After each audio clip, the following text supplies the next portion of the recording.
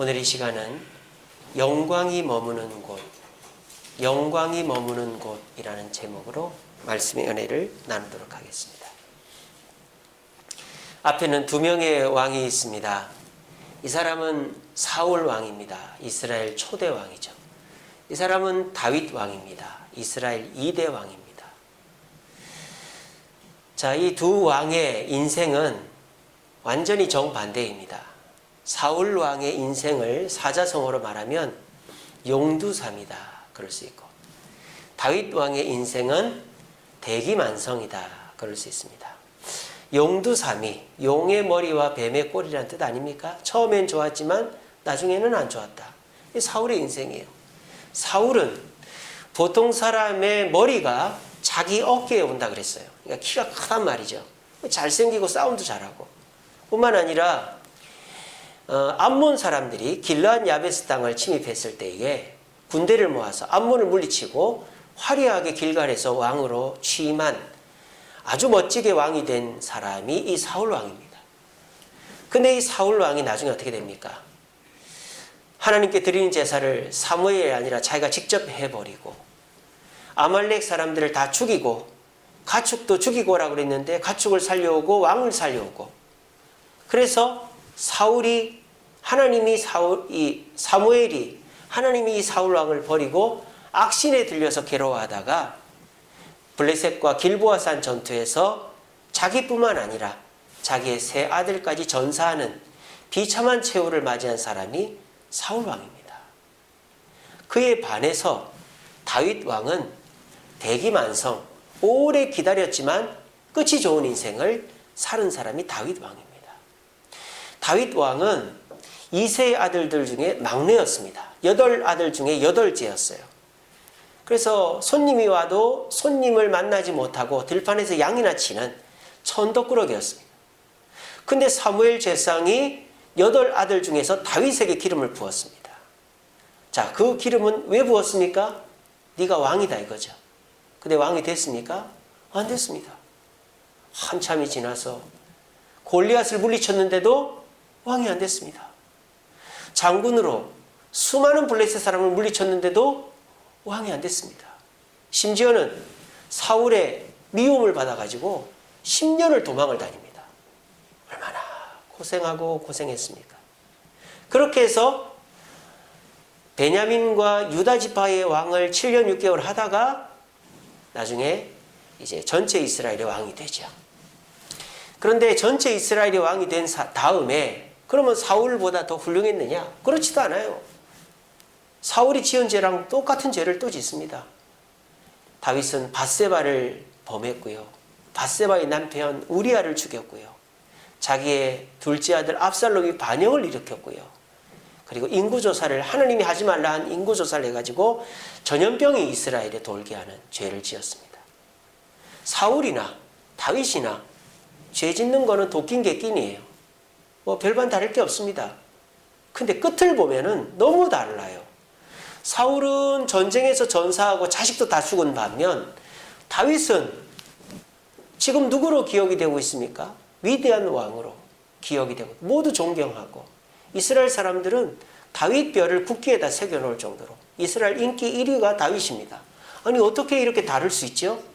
사울이나 다윗이나 죄짓기는 마찬가지인데 오히려 다윗이 더 늦게 왕이 되고 더 조건이 부족했는데 어떻게 사울 왕은 왕이 된 다음부터 점점 내리막이다가 망해버리고 다윗은 죄를 지었는데도 끝이 좋을 수 있었는가? 바로 이것 때문입니다. 이게 뭐죠? 법궤입니다. 언약궤라고도 하죠. 법궤. 법궤는 가로가 114m, 114cm, 1m 14cm, 세로하고 높이는 같습니다. 세로하고 높이가 68.4cm. 그러니까 이제 가로는 사람 하반신만 하고 세로는 68.4cm니까 한 요 정도 되겠죠. 요만큼이 한 50cm 되니까 요 정도 되고. 그렇게 크지 않은 상자예요. 이 법궤는 겉으로 보시면 다 금인 것 같지만은 조각목이라고 아카시아 나무, 아카시아과의 나무, 조그마한 나무거든요. 그거를 잘라가지고 조각을 내서 맞춘 거죠. 그래서 상자 틀을 맞추고 금을 녹여서 금을 입힌 상자가 법궤입니다. 근데 이 법궤가 중요한 게 아니고 법궤 안에 들어있는 게 중요하죠. 뭐가 들어있습니까? 이런 것들이 들어있죠. 첫 번째는 만나 항아리가 들어있습니다.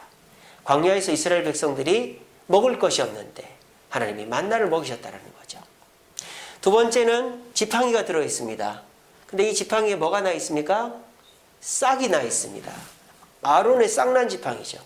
지팡이는 뿌리가 없기 때문에 싹이 안 나는데 이 족장들이 아론, 모세의 지도력을 대항하자 하나님이 족장들의 지팡이를 주르륵 놓고 아론의 지팡이에만 싹이 나게 해서 아론의 지도력을 인정해 주었던 그 지팡이입니다.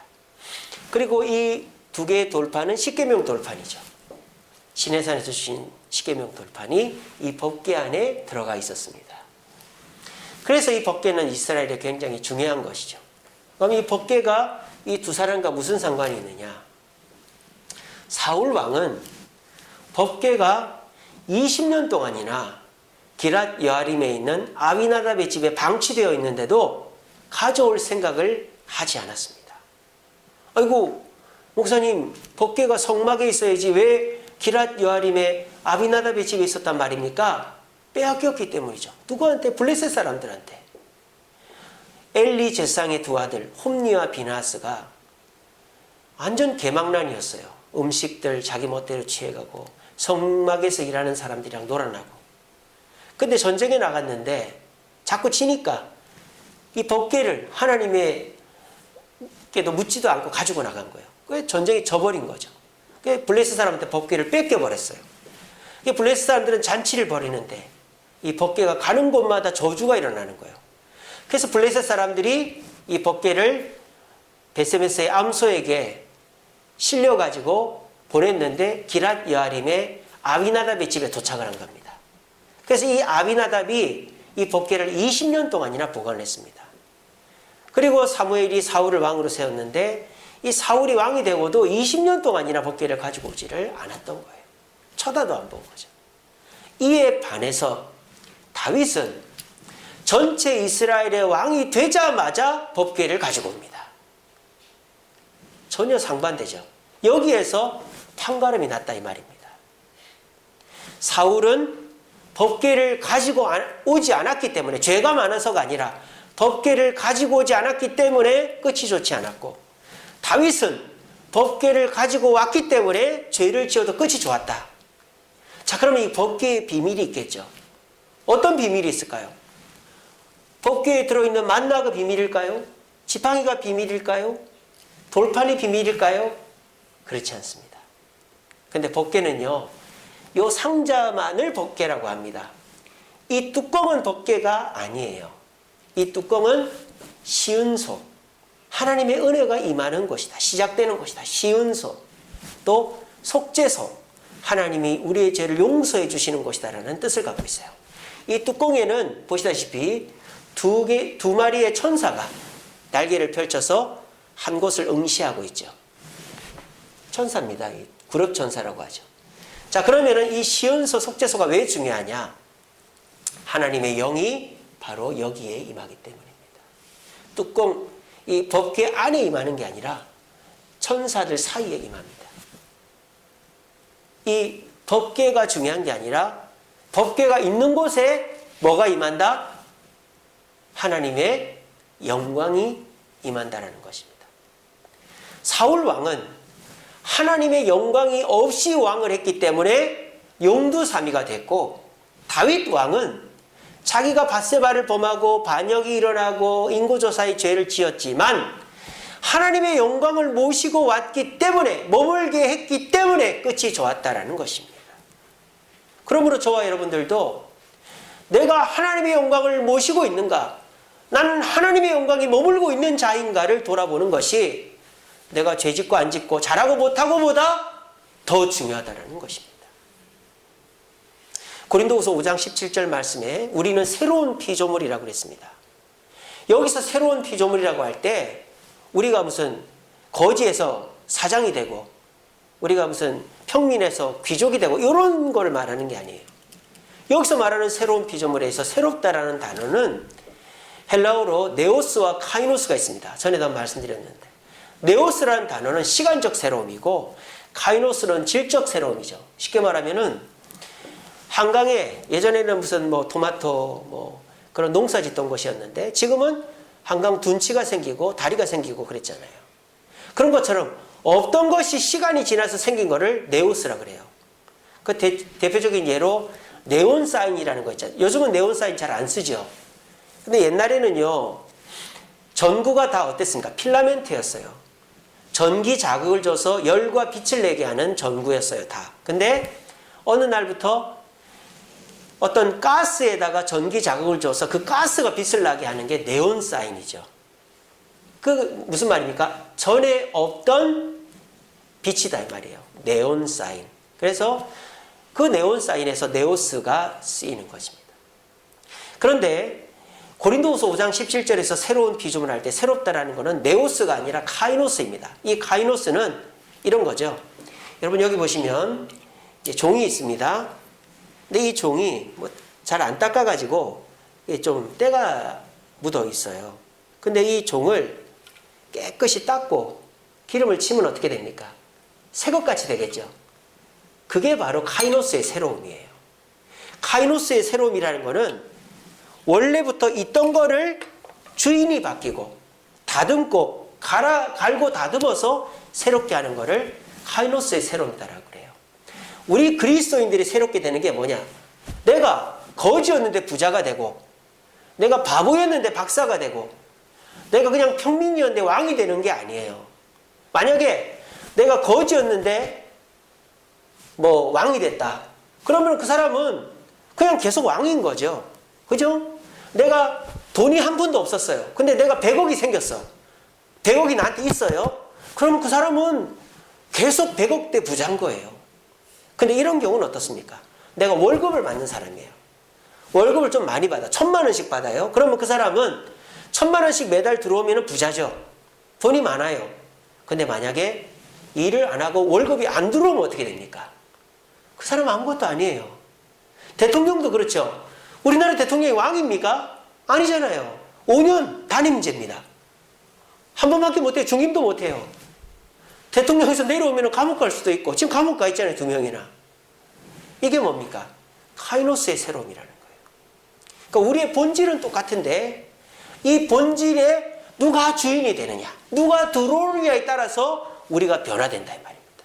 우리 그리스도인들은 예수를 믿었다고 내가 뭐 천사가 되고 능력자가 되고 놀라운 사람이 되는 게 아닙니다.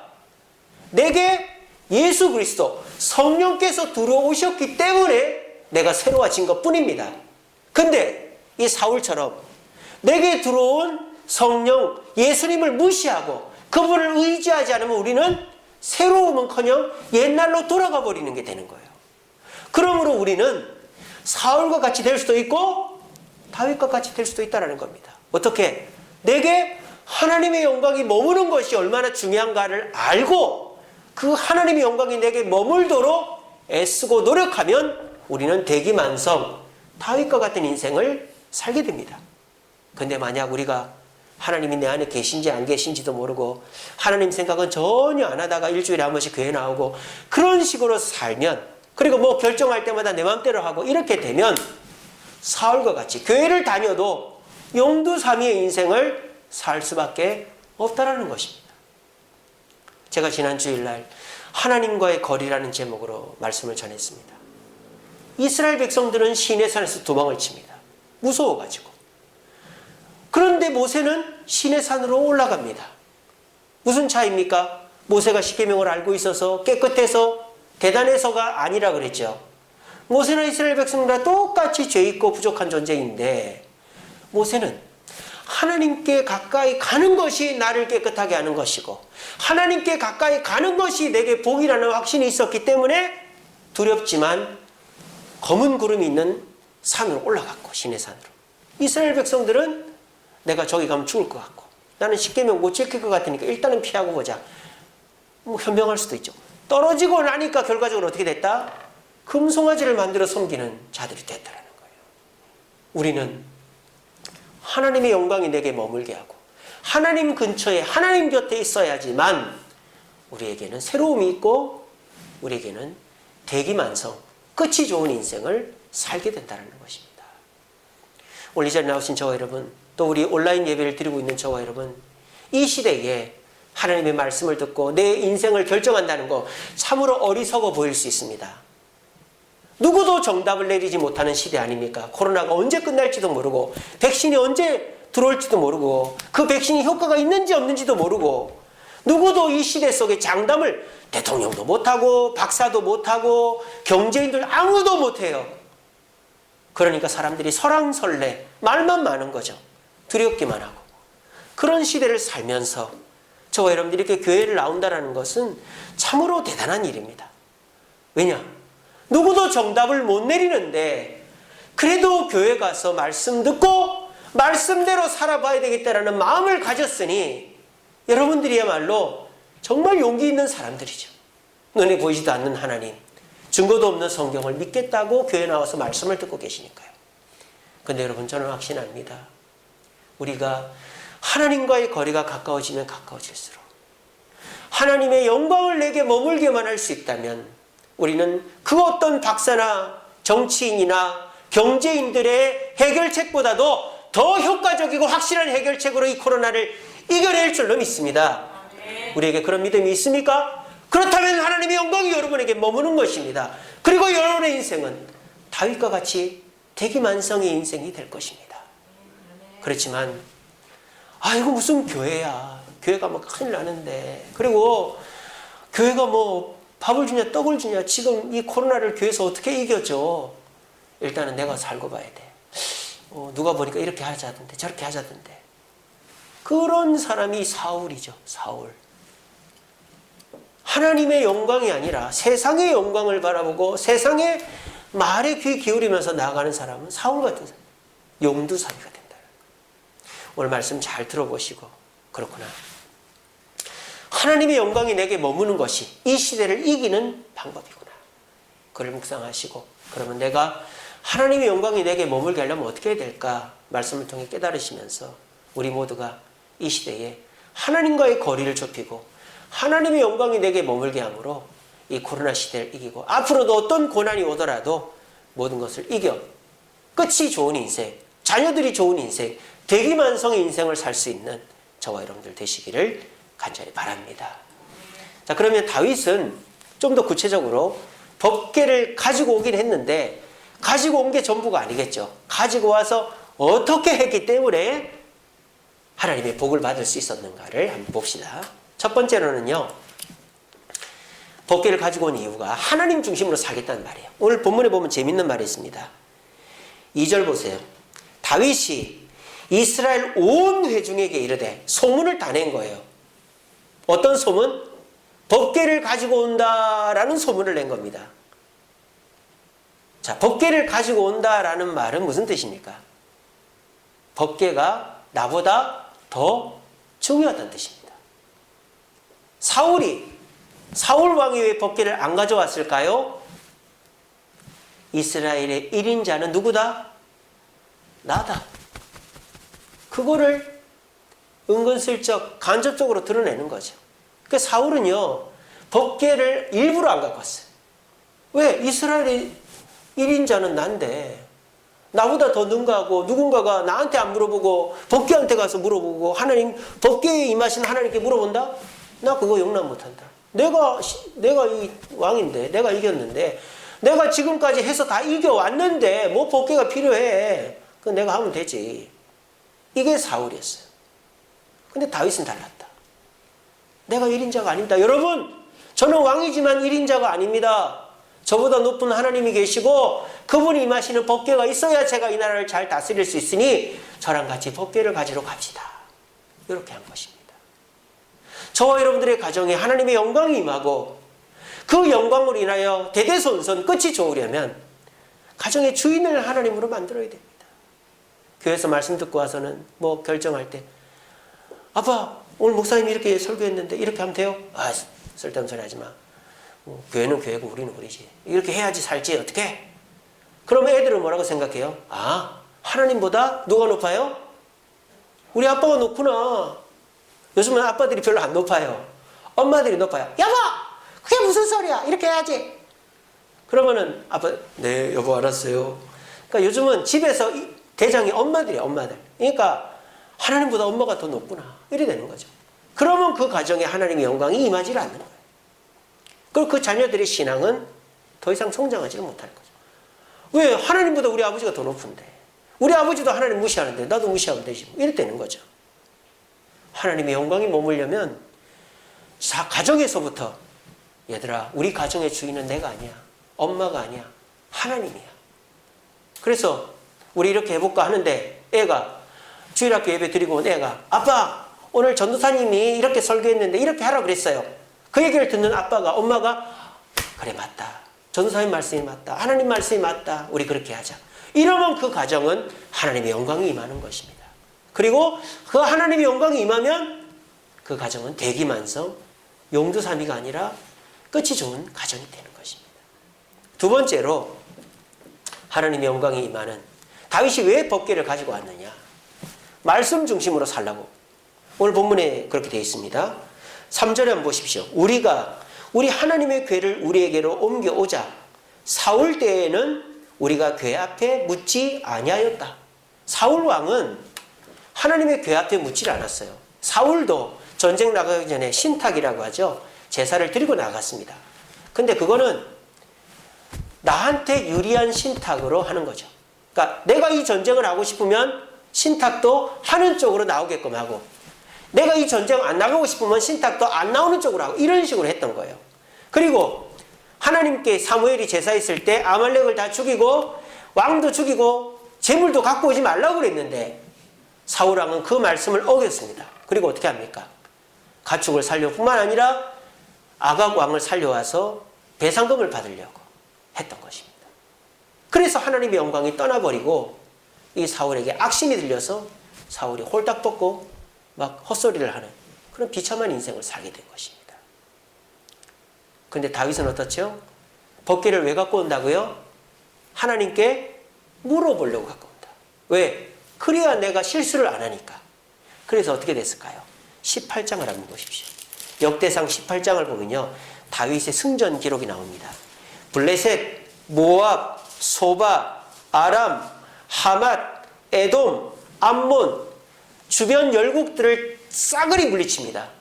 그리고 이때서부터 다윗은 주변 열국의 조공을 받기 시작합니다. 그리고 최대의 영토를 가지게 된 게 이때입니다. 자, 이게 뭐 때문이죠? 다윗이 사울보다 싸움을 더 잘해서 군인이 좋아서? 아닙니다. 사울이 더 등치가 좋고요. 사울 때 군대나 다윗 때 군대나 똑같습니다. 뭐가 차이가 날까요? 하나님께 물어보고 싸우느냐 안 물어보고 싸우느냐의 차이라는 거예요. 물어보고 싸웠더니 하나님의 뜻대로 순종했더니 어떻게 됐다? 땅은 넓어지고 재물은 늘어났다. 제가 말씀 묵상으로 듣는 마음 쉐마 한번 보내드린 적 있죠. 솔로몬이 하나님께 듣는 마음을 구했다고. 들어야 지혜가 생기고 들어야 실수하지 않는다. 저도 주세음교회를 담임하면서 저 혼자 하는 거 아닙니다. 모든 일을 우리 장로님하고 상의합니다. 근데 장로님하고 상의해서 결정하면 그게 최고의 베스트더라고요. 왜냐하면 저는 사회 경험이 없잖아요. 막 그냥 다 잘해주는 것만 생각하지 제가 뭔가를 잘 결정을 못해요. 근데 장로님하고 의논하고 결정하면은 실수가 없어요.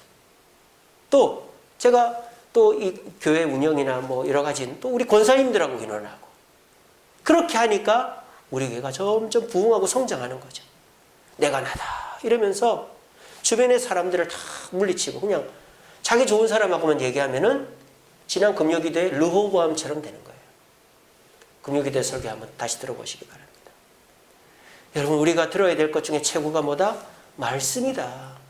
말씀을 들으면요 없던 돈도 생기고요 없던 땅도 생기고요 아픈 몸도 낫는 줄로 믿으시길 바랍니다. 이게 우리 그리스도인들의 믿음의 고백이 되어야지만 하나님의 영광이 머문다라는 거예요.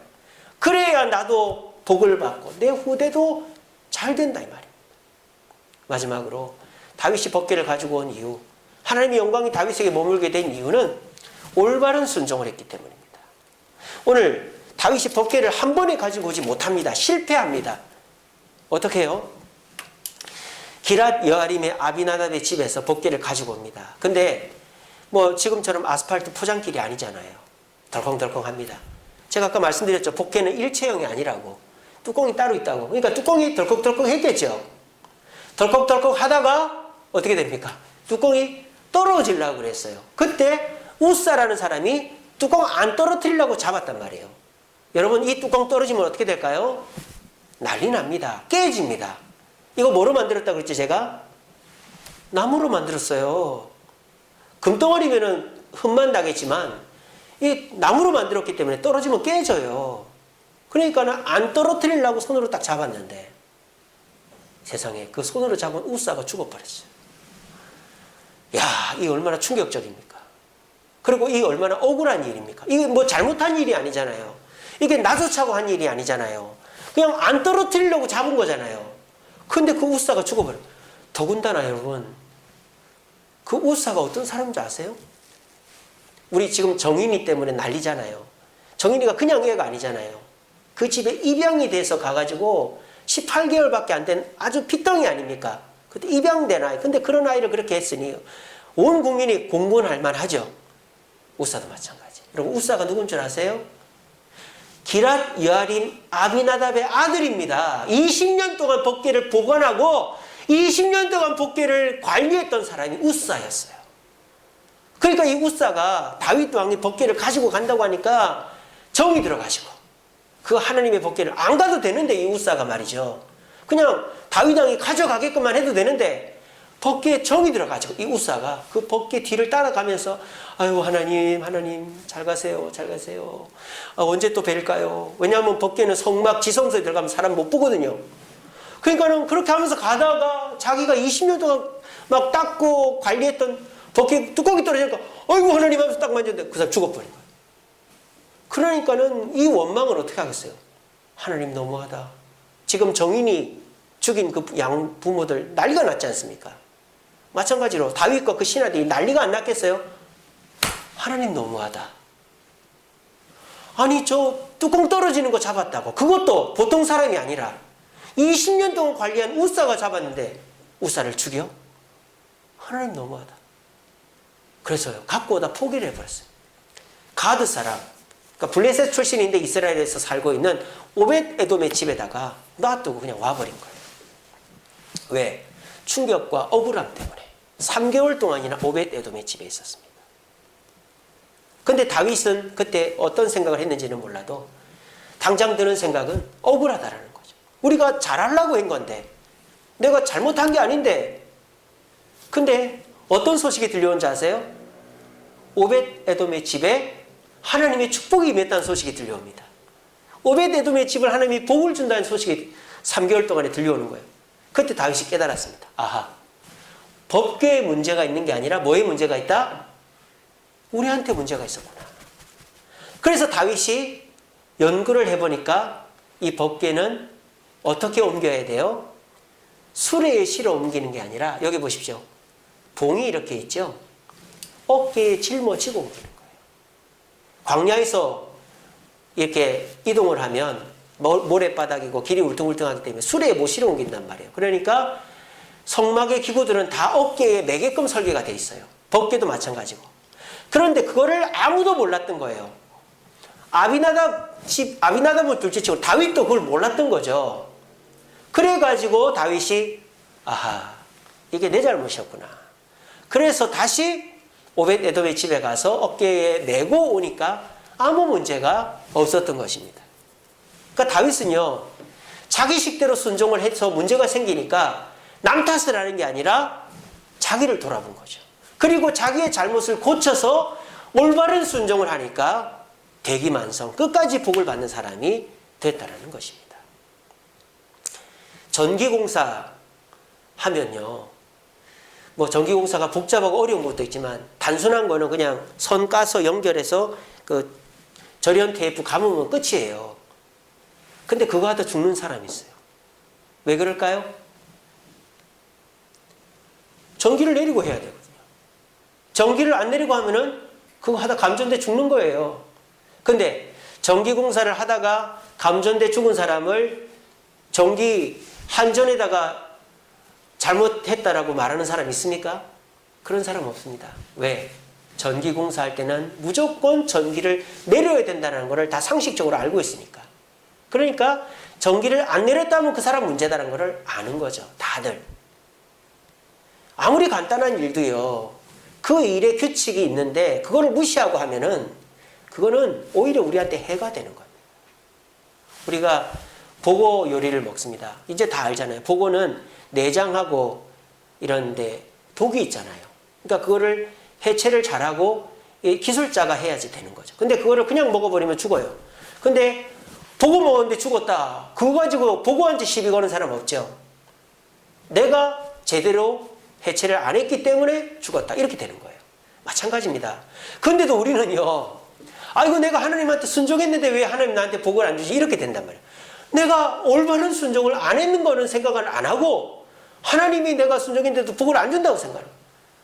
하나님 저는 그 시간에는 교회 못 가고 저는 이 시간에 교회 갈게요. 오늘은 못 가고 내일 갈게요. 하나님 저는 헌금 그런 거는 못하고 이런 것만 할게요. 하나님 봉사 나 그거는 못하고 이거 할게요. 그래 놓고 나 순종 다 했죠. 예배 드리고 봉사하고 헌금 했죠.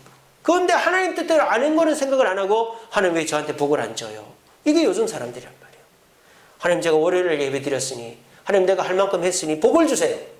하나님 뜻대로 해야 하나님은 그것에 영광을 머물게 하시고 하나님의 축복이 머물게 하시는 것입니다. 그러므로 우리는 좋은 일 하려다가 우사가 죽어나갔을 때에 다윗이 자신을 돌아본 것처럼 우리 삶에 어떤 문제가 있으면 우리를 돌아봐야 돼요. 혹시라도 내가 뭔가 남한테 하나님께 실수한 건 없나? 그러면서 나를 돌아보면 하나님이 깨우쳐 주십니다. 그러면 겸손하게 내 자신을 돌아보고 그 일을 해나가면 오히려 하나님의 영광이 임해서 일이 더 잘 되는 것이죠. 여러분 하나님의 영광은 올바른 순종을 하는 사람에게 임하는 겁니다. 그래서 다윗이 사울과 똑같이 죄를 지었지만 끝이 좋았던 것 하나님의 영광이 임했는데 그 이유가 뭐다? 하나님이 1인자입니다. 하나님이 넘버원입니다. 고백했기 때문에. 그리고 하나님께 묻고 행동했기 때문에. 그리고 순종을 하되 하나님의 뜻대로 순종했기 때문에 하나님의 영광이 머물렀다. 오늘 이 자리에 계신 저와 여러분들은 하나님의 영광이 머무는 교회에 오셨습니다. 여러분들의 이 선택 얼마나 훌륭합니까? 우리 온라인 예배 드리는 분들도 이 시간에 다른 거 하지 않고 여러 어려움들 때문에 온라인 예배를 드리시더라도 하나님께 예배 드리러 모였기 때문에 여러분들은 정말 최고로 잘하신 것입니다. 하나님의 영광이 머무는 자리에 오셨기 때문이죠. 근데 과연 우리가 이 자리에 와 있기는 하지만 홈리와 비나스처럼 그 복귀에 하나님의 영광이 임하지 않아 오히려 더 비참한 일을 만나지는 않는지 우리 자신을 돌아봐야 됩니다. 하나님의 법궤가 있어도 하나님이 1인자입니다라고 고백하지 않고 하나님이 예배의 자리에 나와 있어도 말씀으로 내 삶을 적용하지 않고 하나님의 법궤를 가지고 와도 예배의 자리에 와서 예배를 드려도 하나님의 뜻대로 순종하지 않으면 하나님의 영광은 머물지 않고 우리는 복을 받을 수가 없는 것입니다. 우리 모두 이 말씀 꼭 기억하시고 우리가 하나님이 계신 곳을 가까이 오시고 또 그곳에 와서 하나님이 1인자입니다. 말씀에 순종하겠습니다. 올바로 순종하겠습니다. 고백함으로 우리 모두 하나님의 영광이 머무는 성도들 되시고 그래서 나뿐만 아니라 내 자손들도 대대손손 대기만성 축복의 자손들 되게 만들어가는 저와 여러분들 되시기를 간절히 바랍니다. 우리 이 명언 같이 한번 읽어보겠습니다. 시작. 만약 당신이 교회에 들어갈 때 하나님께 경외를 표한다면 나는 놀랄 것이다. A.W. 토저라는 목사님이에요. 지금 돌아가셨습니다.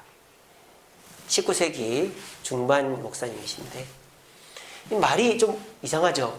당연히 교회에 들어갈 때 하나님께 경외를 표해야 되는 거 아니에요? 교회 와서 앉아서 기도하고 또 하나님께 예배드리고 찬양하고 그런 게 하나님께 경외를 표하는 거잖아요. 그게 당연한 거잖아요. 근데 그런 사람이 있으면 나는 놀랄 것이다 라고 그랬어요. 이게 무슨 말입니까? 이 목사님 목회할 때 미국 교회의 현실이 이랬다 이 말입니다. 미국 교회 현실이 반바지 입고 교회 오고 슬리퍼 신고 교회 오고 개 가지고 교회 오고 교회 도너츠랑 커피 들고 예배당 들어오고 예배는 그냥 공연장이에요. 막 앞에서 막 신곡 발표하고 그 찬양단 저도 미국 갔을 때 큰 교회 한번 가봤는데 찬양단 찬양 리더가 그러니까 가수인데 그 사람이 자기 신곡 발표를 예배 시간에 하더라고요.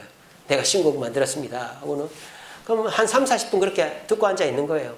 그리고 찬양이 끝나면 설교자가 올라와서 설교합니다. 설교에서도 반바지 또는 뭐 청바지 그런 거 입고 올라와요. 앉아서 설교하고 어떨 때는 탱크가 차가 강단에 올라오기도 하고 말이죠. 그 예배 끝나면 헌금하고 집에 가는 거예요. 그러니까 그런 식으로 예배 드리기 때문에 미국 교회에는 하나님을 경외하는 사람이 없다 이 말이죠. 아주 그 강하게 비판한 거죠. 다 그런 건 아니겠지만 그런 미국 교회를 오늘날 한국 교회가 똑 닮았다 이 말이에요. 그래서 교회를 와도 하나님을 경외하는 마음으로 나오는 것이에요. 교회를 와도 전날부터 준비하고 일찍 나와서 앉아서 기도하고 준비하고 이러는 게 아니라 헐레벌떡 오고 20분 30분 늦게 오고 끝나자마자 축도 땡 하자마자 나가고 그리고 반바지 입고 오고 커피 들고 오고 그리고 설교 들으면서도 딴 생각하고 이제 미국 교회 안 좋은 거는 한국 교회가 다 닮아버려요. 그러니까 하나님의 영광이 경외심이 없는 것에 영광이 임하지 않는다라는 그런 얘기를 토저 목사님이 했습니다. 하나님의 영광은 어디에 임합니까? 거룩한 곳에 임합니다. 하나님이 레위기 11장 45절에 이렇게 말씀하셨습니다. 나는 거룩하다라고 그랬습니다. 거룩이 뭡니까? 세상과 구별되는 거죠. 세상 사람들 먹는 거 안 먹고 가는 데 안 가고 편한 거 안 찾고 하나님이 기뻐하시는 모습을 갖는 게 거룩이죠. 내가 거룩하다 그랬어요. 그래서 나의 영광을 공유하려면 어떻게 된다? 너희도 거룩해져라 이 말이에요. 너희도 거룩해져야만 내가 너희와 함께 할 수 있고 내 영광이 너희에게 임한다라는 것입니다. 그래서 예배당도 일찍이 나와 기도하고 복장도 깔끔하게 하고 오고 찬송도 뜨겁게 간절히 부르고 기도도 아멘하고 말씀도 간절히 듣고 또 예배 끝나고 말씀을 묵상하고 이렇게 예배를 사모하고 잘 드리고 그렇게 거룩하게 예배 드린 자에게 하나님의 영광이 임한다. 근데 그렇지 못한 자는 예배를 드려도 알맹이 없는 예배를 드리고 간다. 그런 말씀이 이 레위기 11장 45절입니다. 요즘 그런 말씀이 있습니다. 그런 얘기가 있습니다. 요즘 그리스도인들은 거룩을 평범으로 바꿔버렸다. 요즘에 우리나라에 권위 있는 사람이 있을까요? 대통령도 초등학생들도 댓글에다가 조롱하는 시대가 현대사회가 되고 요즘은 권위가 없어졌어요. 권위가. 어른들이 얘기하면 꼰대라고 합니다. 꼰대. 어른들의 권위를 꼰대라는 말로 프레임을 씌워가지고 다 무시해버리고 말이죠. 대통령도 우리나라 대통령이면 최고로 높은 사람인데 대통령도 자꾸 이 모양 저 모양 비판하고 깔아내리고 조금만 잘못하면은 그걸 가지고 못 잡아먹어 안달이고 이 나라에 권위가 없어요. 거룩을 경건을 평범으로 그냥 하향 평준화 돼버린 게 이 세상입니다. 그런 곳에 하나님의 영광은 임하지 않습니다. 교회에도 목사와 장로를 성도들은 존경하고 목사와 장로는 성도들을 위해 목숨을 바치고 그렇게 해서 서로의 말을 존중하고 서로의 권위를 인정하고 서로 사랑하는 그곳에 하나님의 영광이 임하는 거예요.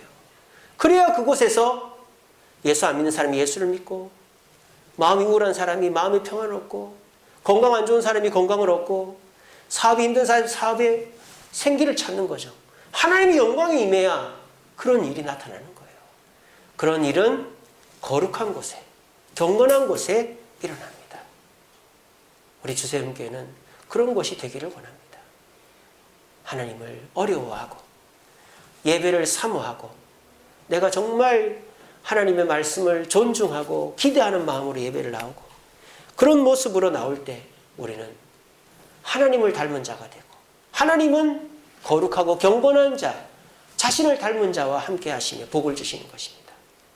우리 모두 이 말씀 꼭 기억하시고 많은 교회들처럼 경건을 거룩을 평범으로 만들어버리고 권위를 땅에 떨어뜨려버리는 그런 것에 우리가 함몰되거나 휘둘리지 마시고 거룩하고 경건한 교회, 가정을 만들어 하나님의 영광이 임하여 실수가 있어도 하나님이 다 해결해 주시고 용서해 주시고 문제가 있어도 하나님이 다 해결해 주셔서 하나님의 영광이 임함으로 하나님의 축복을 받아 누릴 수 있는 우리 성도들의 가정과 우리 주세움교회 되기를 간절히 바랍니다. 기도하겠습니다.